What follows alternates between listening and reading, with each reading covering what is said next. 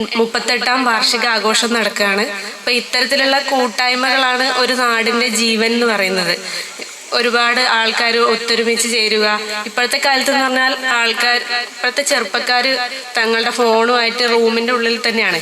ഇവിടെ നോക്കുവാണെങ്കിലും പ്രായമുള്ളവർ മാത്രമാണ് കൂടുതലായിട്ട് കാണുന്നത്. അപ്പം നിങ്ങളുടെ ഇത്തരത്തിലുള്ള ക്ലബ്ബുകൾ കൂടുതൽ ആൾക്കാരെ ഉൾപ്പെടുത്തി അവരെയും സജീവ പങ്കാളിത്തം ഉറപ്പുവരുത്തുക. അതുപോലെ നിങ്ങളുടെ പ്രവർത്തന മേഖലകൾ കൂടുതൽ ഊർജ്ജസ്വലമായി മുന്നോട്ട് പോവുക എന്ന് ആശംസിക്കുന്നു. അതുപോലെ ഈ ക്ലബിൻ്റെ പരിപാടികൾക്ക് എൻ്റെ എല്ലാവിധ ആശംസകളും നേരുകയാണ്.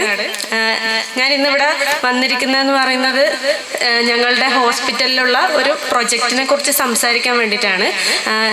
ഇതെന്ന് പറഞ്ഞാൽ നമ്മളൊക്കെ വളരെ സാധാരണയായിട്ട് കരുതുന്ന ഒരു കാര്യമാണ്. അതായത് മിക്കവാറും എല്ലാവരുടെയും വീട്ടിൽ ഒരു സന്ധി രോഗം അല്ലെങ്കിൽ കാലുവേദന, മുട്ടുവേദന എന്ന് പറഞ്ഞിട്ട് മിക്കവാറും എല്ലാവരുടെ വീട്ടിലും ആരെങ്കിലുമൊക്കെ ഒരാളെങ്കിലും ഉണ്ടാവും. അപ്പോൾ അതിൻ്റെ ഭാഗമായിട്ട് നമ്മുടെ ഹോസ്പിറ്റലിൽ ഒരു പദ്ധതി തുടങ്ങിയിട്ടുണ്ട്. ഏകദേശം ഒരു വർഷമായി തുടങ്ങിയിട്ട്. ഇന്നത്തെ കാലത്ത് എന്ന് പറഞ്ഞാൽ പ്രത്യേകിച്ച് പ്രായമായിട്ടുള്ള ആൾക്കാർക്ക് ആവുമ്പോഴത്തേക്ക് നടക്കാനുള്ള ബുദ്ധിമുട്ടെല്ലാം കാണുന്നുണ്ട്. അവർ വീടിൻ്റെ അകത്ത് തന്നെ ഇരിക്കുക, ജോലിക്ക് പോവാതെ സ്വന്തം കാര്യങ്ങൾ പോലും ചെയ്യാൻ പറ്റാതെ വീടിൻ്റെ അകത്ത് തന്നെ ആയിപ്പോകുന്നൊരു സിറ്റുവേഷൻ കാണുന്നുണ്ട്. ഇന്ത്യയിൽ നോക്കുവാണെങ്കിൽ ഏകദേശം ഒരു 20% മുകളിലുള്ള ആൾക്കാർക്ക് ഇത്തരത്തിലുള്ള വേദനകൾ, ബുദ്ധിമുട്ടുകൾ അനുഭവപ്പെടുന്നുണ്ട്. കേരളത്തിൻ്റെ കാര്യം നോക്കുകയാണെങ്കിൽ കേരളത്തിൽ പ്രായമുള്ള ആൾക്കാരാണ് കൂടുതലുള്ളത്. ചെറുപ്പക്കാരൊക്കെ മിക്കവാറും വിദേശത്തേക്ക് പോവുകയും പ്രായമുള്ള ആൾക്കാരുടെ എണ്ണമാണ് ഇവിടെ കൂടുതൽ. അപ്പോൾ മിക്കവാറും വേദനകളുടെ തോതും കൂടുതലാണ്. അതുകൊണ്ടാണ് ആയുഷ് മന്ത്രാലയത്തിൻ്റെ കീഴിൽ ഇത്തരത്തിലൊരു പദ്ധതി തുടങ്ങിയിട്ടുള്ളത്. അപ്പോൾ കാസർഗോഡ് ജില്ലയിൽ നമ്മുടെ ഗവൺമെൻറ് ആയുർവേദ ഹോസ്പിറ്റൽ മടിക്കയിലാണ് ഈ പദ്ധതിയുടെ സൗജന്യ സേവനം നിങ്ങൾക്ക് ലഭ്യമാവുന്നത്. അതിനെക്കുറിച്ച് വിശദീകരിക്കാൻ വേണ്ടിയിട്ടാണ് ഞാൻ ഇവിടെ വന്നിരിക്കുന്നത്. പ്രൊജക്റ്റിൻ്റെ പേര് എന്ന് പറയുന്നത് national programme for prevention and management of osteoarthritis and other muscular disorders ആണ്. അതായത് സന്ധി രോഗം അതുപോലുള്ള മറ്റ് അസ്ഥി പേശി സംബന്ധമായ രോഗങ്ങൾ എന്നിവയ്ക്കെതിരെയുള്ള പ്രതിരോധത്തിനും ചികിത്സയ്ക്കുമുള്ള ഒരു ജനകീയ ആരോഗ്യ പദ്ധതിയാണിത്. പ്രതിരോധവും ചികിത്സയും അതാണ് ഇതിൻ്റെ ഒരു ലക്ഷ്യം എന്ന് പറയുന്നത്. അതായത് രോഗം വന്നവർക്കുള്ള ചികിത്സ മാത്രമല്ല, പ്രതിരോധം. ഇപ്പം നമുക്കറിയാം, ചെറുപ്പക്കാർ ഒരു 30 വയസ്സ് കഴിയുമ്പോഴത്തേക്ക് തന്നെ ആൾക്കാർ പറയും കാലുവേദനയുണ്ട്, നടുവേദനയുണ്ട്, എല്ലാം തുടങ്ങി എന്ന് പറയും. അപ്പോൾ നമ്മൾ വയസ്സാവുന്നത് കൊണ്ട് മാത്രമല്ല ഈ വേദനകൾ വരുന്നത്. കുറേയൊക്കെ എന്ന് പറയുന്നത് നമ്മളുടെ ശ്രദ്ധക്കുറവ് കൊണ്ടാണ്. നമ്മളെ പോഷക ആഹാരത്തിൻ്റെ ലഭ്യത, അല്ലെങ്കിൽ ഭക്ഷണം കഴിച്ചാലും അത് അബ്സോർബ് ചെയ്യാൻ ശരീരത്തിലേക്ക് വേണ്ട സന്ധികളിലും കോശങ്ങളിലൊക്കെ എത്തുക എന്നുള്ളതും പ്രശ്നങ്ങളുണ്ടാവും. അപ്പോൾ അങ്ങനെയുള്ള രീതിയിൽ നമ്മൾ കാൽഷ്യത്തിൻ്റെ കുറവോ വൈറ്റമിൻ ഡിൻ്റെ കുറവോ അങ്ങനെയെല്ലാം ഉള്ള രീതിയിലും ആൾക്കാർക്ക് ഇപ്പോൾ ചെറുപ്പക്കാരിൽ നന്നായിട്ട് രോഗങ്ങൾ കാണുന്നുണ്ട്. അപ്പോൾ വയസ്സാവുക എന്നുള്ളത് മാത്രമല്ല ഈ രോഗത്തിൻ്റെ കാരണം എന്ന് പറയുന്നത്, നമ്മുടെ ശ്രദ്ധക്കുറവും കൂടിയാണ്. അപ്പോൾ പ്രതിരോധം എന്നുള്ളതും ഈ പദ്ധതിയുടെ ഭാഗമായിട്ടുണ്ട്. അതായത് ചെറിയ ചെറിയ ലക്ഷണങ്ങൾ കാണുമ്പോൾ തന്നെ നിങ്ങളത് ഗൗനിക്കാതെ വിടുന്നതിന് പകരം ചെറിയ ചെറിയ ലക്ഷണങ്ങൾ എന്ന് പറയുന്നത് നമ്മളെ വാണിംഗ് സൈനാണ്. അതായത് നമ്മൾ അപായ സൂചനകൾ എന്നെല്ലാം പറയില്ലേ റോഡിലെല്ലാം കാണുന്നത്, അതുപോലെ അതൊക്കെ നമ്മൾ ഗൗരവമായി കണ്ടുകൊണ്ട് അതിനുള്ള പ്രതിവിധികൾ ആദ്യം തന്നെ തേടുക എന്നുള്ളതാണ്. അപ്പോൾ രോഗങ്ങൾ കൂടുതൽ മൂർച്ഛിക്കാതെ നമുക്ക് അവിടെ തടയാൻ പറ്റും. അപ്പോൾ പ്രതിരോധത്തിനും അതുപോലെ അടുത്തത് ചികിത്സയാണ്. ചികിത്സ എന്ന് പറയുമ്പോൾ രോഗങ്ങൾ വന്നവർക്കുള്ള ചികിത്സ. ആ ചികിത്സ ഇവിടെ നമ്മുടെ ഹോസ്പിറ്റലിൽ ലഭ്യമാണ്. അപ്പോൾ ഇതിൻ്റെ ഭാഗമായിട്ട് എല്ലാ ദിവസവും OP ചികിത്സ ഉണ്ടാവും. കൂടാണ്ട് കൂടുതൽ ചികിത്സ ആവശ്യമായിട്ടുള്ളവർക്ക് കിടത്തി ചികിത്സയും അതുപോലെ ഫിസിയോതെറാപ്പിയും ലഭ്യമാണ്.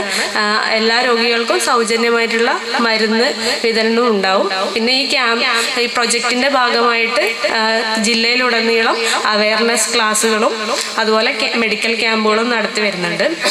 അപ്പോൾ ഇങ്ങനെ ഒരു പദ്ധതി ഉണ്ട് എന്നുള്ളത് അറിയിക്കാൻ വേണ്ടിയിട്ടാണ് ഇവിടെ വന്നത്.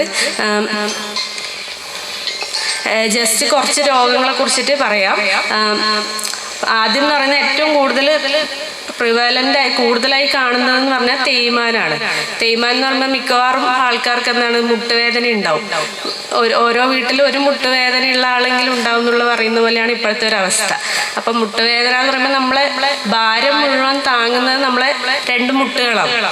അപ്പോൾ ആദ്യത്തെ അതിൽ ശ്രദ്ധിക്കേണ്ടതെന്ന് പറഞ്ഞാൽ നമ്മുടെ ബോഡി വെയിറ്റ് മെയിൻറ്റെയിൻ ചെയ്യുക എന്നുള്ളതാണ്. ഒരു പരിധിയിലധികം വെയിറ്റ് നമ്മളെ ശരീരത്തിന് കൂടിക്കഴിഞ്ഞാൽ അത് താങ്ങാൻ നമ്മളെ മുട്ടുകളെ ഉള്ളത്, അതുപോലെ കാല്. അപ്പോൾ അത് കുറച്ച് കഴിയുമ്പോൾ എന്താണ്, തേയ്മാനത്തിൻ്റെ തോത് കൂടി വരും, വേദന വരും. അപ്പോൾ നമ്മൾ ഈ രണ്ട് അസ്ഥികൾക്കിടയിൽ ഒരു പാളി പോലുള്ള ഒരു തരുണ അസ്ഥി ഉണ്ട്. ആ അസ്ഥിക്ക് തേയ്മാനം വരുമ്പോഴാണ് നമ്മൾ മുട്ടുവേദന. രണ്ട് മുട്ടുകൾ നമ്മൾ നടക്കുമ്പോൾ ഒരു സൗണ്ട് പോലെ ഉണ്ടാവും, ചിലപ്പോൾ പിടുത്തം വരിക, നിവർത്താൻ പറ്റാണ്ടിരിക്കുക, അങ്ങനെയുള്ള രീതിയിലുള്ള ലക്ഷണങ്ങൾ കാണും. ആദ്യം ചിലപ്പോൾ നീരും ചെറിയൊരു വേദനയൊക്കെ ആയിട്ടായിരിക്കും തുടങ്ങുക. പിന്നെ അത് ഗൗനിക്കാതെ വരുമ്പം കൂടുതൽ തേയ്മാനം വർദ്ധിച്ച് അവസാനം കാലൊക്കെ വളഞ്ഞു പോയി, കുറച്ച് പ്രായമുള്ളവരിലെല്ലാം കാണുന്നില്ലേ, കാല് വളഞ്ഞതുപോലെല്ലാം കാണുന്നത്. അപ്പോൾ അതെല്ലാം തേയ്മാനത്തിൻ്റെ അവസാനത്തോട്ടുള്ള ലക്ഷണങ്ങളാണ്. പിന്നെ നടക്കാൻ പറ്റാതാവുക, വീട്ടിൽ തന്നെ ഇരിക്കേണ്ടി വരിക, അങ്ങനെയുള്ള അവസ്ഥകൾ വരും. അപ്പോൾ ആദ്യം തന്നെ നമ്മൾ ഇത് ശ്രദ്ധിച്ച് അതിനുള്ള ചികിത്സകൾ കൊടുക്കണം. വേറെ മറ്റൊരു രോഗം എന്ന് പറയുന്നത് നമ്മുടെ പ്രതിരോധത്തിൽ വരുന്ന ഓട്ടോ ഇമ്മ്യൂണിറ്റി എന്ന് പറയും. അതായത് നമ്മുടെ ശരീരത്തിലെ പ്രതിരോധ സംവിധാനങ്ങൾക്ക് ഉണ്ടാകുന്ന തകരാറുകൾ, ചെറിയ തകരാറുകൾ മൂലം ഉണ്ടാകുന്നതാണ് ഇപ്പോൾ റുമറ്റോയിഡ് ആർത്രൈറ്റിസ് എന്ന് പറയും. അതെന്ന് പറയുന്നത് ഇപ്പോൾ ചിലർക്ക് കാണാൻ രാവിലെ എണീക്കുമ്പോൾ നമ്മളെ ചെറിയ വിരലുകളൊക്കെ നിവർത്താൻ ബുദ്ധിമുട്ട്, എഴുന്നേറ്റ് ഒന്ന് അടുക്കളയിലെ പണിയൊക്കെ എടുക്കണമെങ്കിൽ ഒരു അരമണിക്കൂറെങ്കിലും കഴിയണം, ഒന്ന് മെല്ലെ എഴുന്നേറ്റ് വന്ന് ഒന്ന് ശരിയായി വരാൻ. അപ്പം അങ്ങനെയുള്ള രോഗം അതെന്ന് പറഞ്ഞാൽ നീർക്കെട്ട്, ഇൻഫ്ലമേഷൻ, പിന്നെ ഓരോ ജോയിൻറ്റുകളിലുള്ള വേദന, അതും പിന്നെ ചോപ്പ് വരിക, അങ്ങനെയൊക്കെയുള്ള രീതിയിലുള്ള വേദനകളുണ്ടാവും. അത് നമ്മൾ ആദ്യത്തെ തേയ്മാനവും ഈ രണ്ടാമത് പറഞ്ഞ രോഗവും തമ്മിൽ വ്യത്യസ്തമാണ്. ലക്ഷണങ്ങളായിട്ട് കാണുമ്പോൾ വേദന, നീര്, സന്ധികളിലുള്ള വേദനയും പിടുത്തമൊക്കെ ആയിരിക്കും ഉണ്ടാവുക. പക്ഷെ രണ്ട് രോഗങ്ങളും രണ്ട് രീതിയിലുള്ള രോഗങ്ങളാണ്. അപ്പോൾ അതിന് ചികിത്സയായാലും രണ്ട് തരത്തിലുള്ളതാണ്. അപ്പോൾ നമ്മൾ എവിടെ വേദന വരുമ്പോഴും അപ്പോൾ കിട്ടിയൊരു തൈലം തടവുക, അങ്ങനെ അന്നേരം ചെറിയൊരു ആശ്വാസം ഉണ്ടാവും. അങ്ങനെ ചെയ്ത് വെച്ച് പോകുമ്പോഴാണ് ഈ രോഗങ്ങൾ മൂർച്ഛിക്കുന്നത്. അപ്പോൾ സ്വയം ചികിത്സ എന്ന് പറയുന്നത് മിക്കവാറും എല്ലാവരും തൈലം തടവും, അല്ലെങ്കിൽ ഒന്ന് ചൂട് പിടിക്കും, അപ്പോൾ കുറച്ച് വേദന വരും, വേദന മാറും. പിന്നെയും അങ്ങനെ വെച്ചുകൊണ്ടിരിക്കുമ്പോഴാണ് അവസാനം തൈലമൊന്നും തടവിയാൽ മാറാത്തൊരു സ്ഥിതി വരും. പിന്നെ അസഹ്യമായിട്ടുള്ള വേദനയും നമ്മളെ ക്വാളിറ്റി ഓഫ് ലൈഫ് എന്ന് പറയും, ജീവിതത്തിൻ്റെ ഗുണമേന്മ പോയി നമ്മൾ വീട്ടിലിരിക്കേണ്ട അവസ്ഥ വരും. അപ്പോൾ ഈ രണ്ടാമത്തേതെന്ന് പറയുന്നത് അത് നമ്മുടെ ശരീരത്തിലെ പ്രതിരോധത്തിലുള്ള വ്യത്യാസം കൊണ്ട് വരുന്നതാണ്. അപ്പോൾ അതിനുള്ള ചികിത്സകളും വ്യത്യസ്തമായിരിക്കും. പിന്നെയുള്ളത് നമ്മൾ പ്രധാനമായിട്ട് ഇപ്പോൾ കണ്ടുവരുന്നത് ഗൗട്ടി ആർത്രൈറ്റിസ് ആണ്. അതായത് യൂറിക് ആസിഡ് രക്തത്തിൽ യൂറിക് ആസിഡിൻ്റെ അളവ് കൂടുന്നത് കൊണ്ട് നമ്മളെ സന്ധികളിൽ യൂറിക് ആസിഡിൻ്റെ ക്രിസ്റ്റലുകൾ അടിഞ്ഞുകൂടി ചിലപ്പോൾ കാലുകളിലെല്ലാം കാണുന്നില്ലേ, ചുവന്ന് നീര് വെച്ച് അസഹ്യമായിട്ടുള്ള വേദനയോട് കൂടിയിട്ടുണ്ടാവുന്ന ഗൗട്ടി ആർത്രൈറ്റിസ് എന്ന് പറയുന്നത്. ഇതായാലും നമ്മുടെ കൂടുതൽ ഇതിന് നമ്മളെ പ്യൂറിൻ അടങ്ങിയിട്ടുള്ള ഭക്ഷണങ്ങൾ കഴിക്കുക, അങ്ങനെയുള്ള രീതിയിലാണ് ഈ രോഗങ്ങൾ കൂടി വരുന്നത്. അപ്പോൾ ആൾക്കാർ നമ്മളെ റെഡ് മീറ്റ് ഇല്ലേ, അതായത് മട്ടൻ, പോർക്ക്, ബീഫ് അങ്ങനെയുള്ളത് കൂടുതൽ കഴിക്കുമ്പോൾ ഈ യൂറിക് ആസിഡിൻ്റെ അളവ് രക്തത്തിൽ കൂടി വരും. അപ്പോൾ അതുപോലെ കുറച്ച് ഡയറ്റിലും എല്ലാം ശ്രദ്ധിച്ചാലാണ് നമുക്ക് ഇങ്ങനെയുള്ള രോഗങ്ങളിൽ, ചില സന്ധി രോഗങ്ങളിൽ നമുക്ക് ഭക്ഷണത്തിലായാലും നമ്മളെ ലൈഫ് സ്റ്റൈലിലായാലും കുറച്ച് ശ്രദ്ധിച്ചാൽ മാത്രമായിരിക്കും മാറ്റം വരിക. അപ്പോൾ അതുപോലെ അടുത്തതെന്ന് പറയുന്നത് നമ്മളെ നടുവിനുണ്ടാവുന്ന ഡിസ്കിൻ്റെ പ്രശ്നം എന്ന് നമ്മൾ പറയുന്നതല്ലേ, നട്ടെല്ലിൽ ഉണ്ടാവുന്ന തേയ്മാനം വഴി ഉണ്ടാവുന്നത്, അതും സന്ധി രോഗത്തിൽ പെടുന്നത് തന്നെയാണ്. പക്ഷെ അത് നട്ടെല്ലിൽ വരുമ്പോൾ നമ്മൾ സ്പോണ്ടൈലോസിസ് എന്നെല്ലാം പറയും. കഴുത്തിൻ്റെ വേദന, കഴുത്തുനിന്ന് കയ്യിലേക്ക് തരിപ്പ് പോലെ വരിക, അതുപോലെ നടുവിൻ്റെ വേദന കാലിലേക്ക് തരിപ്പ് പോലെ ഇറങ്ങി വരിക, കാലിൽ മുഴുവൻ ഒരു തരിപ്പും പുകച്ചിലെല്ലാം പോലെ ഉണ്ടാവുന്നത്, അത് എന്ന് പറയുന്നതും തേയ്മാനത്തിൻ്റെ ഭാഗമായിട്ട് ഉണ്ടാവുന്നത് തന്നെയാണ്. അപ്പോൾ ഇത്തരത്തിലുള്ള രോഗങ്ങൾക്കുള്ള വിദഗ്ധമായ ചികിത്സ നമ്മളുടെ ആശുപത്രിയിൽ ലഭ്യമാണ്. പിന്നെ ഒന്നുള്ളതെന്ന് പറഞ്ഞാൽ നമ്മളെ കൈ പൊന്തിക്കാനുള്ള ബുദ്ധിമുട്ട്. ചിലപ്പോൾ ഈ ഷുഗർ രോഗികളെല്ലാം പറയുന്നത് കേൾക്കുകയില്ലേ, കൈ മുകളിലേക്ക് പൊന്തുന്നില്ല എന്നല്ല ഉള്ളത്, അത് ഫ്രോസൺ ഷോൾഡർ. അതും ഒരു തരത്തിലുള്ള ഒരു നീർക്കെട്ടാണ്. അത് ഈ മിക്കവാറും കാണുന്നത് സ്ത്രീകളിൽ കൂടുതലായിട്ട് കാണും. അതുപോലെ ഇത് ഡയബറ്റീസ് ഒക്കെ ഉള്ള ആൾക്കാർക്ക് കൂടുതലായിട്ട് കാണുന്നതാണ്.